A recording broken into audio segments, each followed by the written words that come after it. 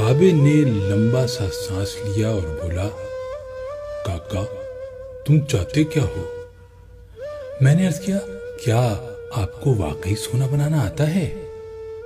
بابے نے خالی خالی آنکھوں سے میری طرف دیکھا اور ہاں میں سر ہلا کر بولا، ہاں میں نے جوانی میں سیکھا تھا۔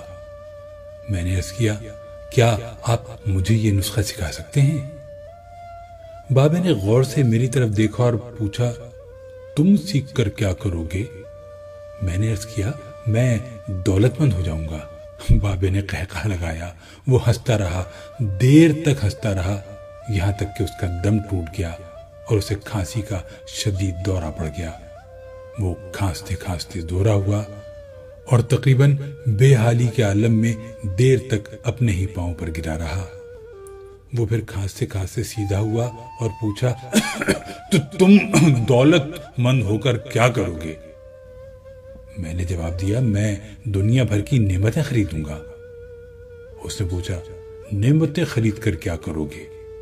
میں نے جواب دیا، میں خوش ہوں گا، مجھے سکون ملے گا۔ اس نے تڑپ کر میری طرف دیکھا اور کہا، گویا تمہیں سونا اور دولت نہیں، سکون اور خوشی چاہیے۔ میں خاموشی سے اس کی طرف دیکھتا رہا۔ اس نے مجھے جھنجھوڑا اور پوچھا، کیا تم دراصل سکون اور خوشی کی تلاش میں ہو؟ میں اس وقت نوجوان تھا اور میں دنیا کے ہر نوجوان کی طرح دولت کو خوشی اور سکون سے زیادہ اہمیت دیتا تھا، مگر بابے نے مجھے کنفیوز کر دیا تھا اور میں نے اسی کنفیوژن میں ہاں میں سر ہلا دیا۔ بابے نے ایک اور لمبا قہقہ لگایا اور اس قہقہ کا اختتام بھی کھانسی پر ہوا۔ وہ دم سنبھالتے ہوئے بولا، کاکا میں تمہیں سونے کے بجائے انسان کو بندہ بنانے کا طریقہ کیوں نہ سکھا دوں؟ میں تمہیں دولت مند کے بجائے پرسکون اور خوش رہنے کا گر کیوں نہ سکھا دوں؟ میں خاموشی سے اس کی طرف دیکھتا رہا۔ وہ بولا، انسان کی خواہشیں جب تک اس کے وجود اور اس کی عمر سے لمبی رہتی ہیں، یہ اس وقت تک انسان رہتا ہے۔ تم اپنی خواہشوں کو اپنی عمر اور اپنے وجود سے چھوٹا کر لو، تم خوشی بھی پا جاؤ گے اور سکون بھی، اور جب خوشی اور سکون پا جاؤ گے تو انسان سے بندے بن جاؤ گے۔ مجھے بابے کی بات سمجھ نہ آئی۔ بابے نے میرے چہرے پر لکھی تشکیک پڑھ لی۔ وہ بولا، تم قرآن مجید میں پڑھو، اللہ تعالیٰ خواہشوں میں لتھڑے لوگوں کو انسان کہتا ہے اور اپنی محبت میں رنگے خواہشوں سے آزاد لوگوں کو بندہ۔ بابے نے اس کے بعد کامران کی بارہ دری کی طرف اشارہ کیا اور بولا، اس کو بنانے والا بھی انسان تھا، وہ اپنی عمر سے لمبی اور مضبوط عمارت بنانے کے خبت میں مبتلا تھا۔ وہ پوری زندگی دولت بھی جمع کرتا رہا، مگر اس دولت اور عمارت نے اسے سکون اور خوشی نہ دی۔ خوش میں ہوں اس دولت مند کی گری پڑی بارہ دری میں برستی بارش میں بے امان بیٹھ کر۔ میں نے بے صبری سے کہا، اور میں بھی۔ اس نے قہقہ لگایا اور جواب دیا، نہیں تم نہیں، تم جب تک تانبے کو سونا بنانے کا خبت پالتے رہو گے، تم اس وقت تک خوشی سے دور بھٹکتے رہو گے، تم اس وقت تک سکون سے دور رہو گے۔ بابے نے اس کے بعد زمین سے چھوٹی سی ٹہنی توڑی اور فرش پر رگڑ کر بولا، لو میں تمہیں انسان کو بندہ بنانے کا نسخہ بتاتا ہوں۔ اپنی خواہشوں کو کبھی اپنے قدموں سے آگے نہ نکلنے دو۔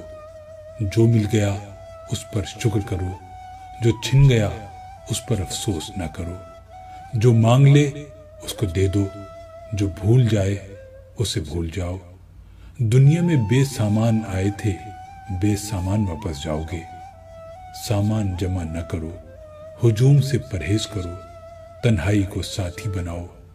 مفتی ہو تب بھی فتویٰ جاری نہ کرو، جسے خدا ڈھیل دے رہا ہو اس کا کبھی احتساب نہ کرو۔ بلا ضرورت سچ فساد ہوتا ہے، کوئی پوچھے تو سچ بولو، نہ پوچھے تو چپ رہو۔ لوگ لذت ہوتے ہیں اور دنیا کی تمام لذتوں کا انجام برا ہوتا ہے۔ زندگی میں جب خوشی اور سکون کم ہو جائے تو سیر پر نکل جاؤ، تمہیں راستے میں سکون بھی ملے گا اور خوشی بھی۔ دینے میں خوشی ہے، وصول کرنے میں غم۔ دولت کو روکو گے تو خود بھی رک جاؤ گے، چوروں میں رہو گے تو چور ہو جاؤ گے۔ سادھو میں بیٹھو گے تو اندر کا سادھو جاگ جائے گا۔ اللہ راضی رہے گا تو جگ راضی رہے گا، وہ ناراض ہوگا تو نعمتوں سے خوشبو اڑ جائے گی۔ تم جب عزیزوں، رشتہ داروں، اولاد اور دوستوں سے چڑھنے لگو تو جان لو اللہ تم سے ناراض ہے، اور جب تم اپنے دل میں دشمنوں کے لیے رحم محسوس کرنے لگو تو سمجھ لو تمہارا خالق تم سے راضی ہے، اور ہجرت کرنے والا کبھی گھاٹے میں نہیں رہتا۔ بابے نے ایک لمبی سانس لی، اس نے میری چھتری کھولی، میرے سر پر رکھی اور فرمایا، جاؤ، تم پر رحمتوں کی یہ چھتری آخری سانس تک رہے گی۔ بس ایک چیز کا دھیان رکھنا، کسی کو خود نہ چھوڑنا، دوسرے کو فیصلہ کرنے کا موقع دینا، یہ اللہ کی سنت ہے۔ اللہ کبھی اپنی مخلوق کو تنہا نہیں چھوڑتا، مخلوق اللہ کو چھوڑتی ہے۔ اور دھیان رکھنا، جو جا رہا ہو اسے جانے دینا، مگر جو واپس آ رہا ہو اس پر کبھی اپنا دروازہ بند نہ کرنا۔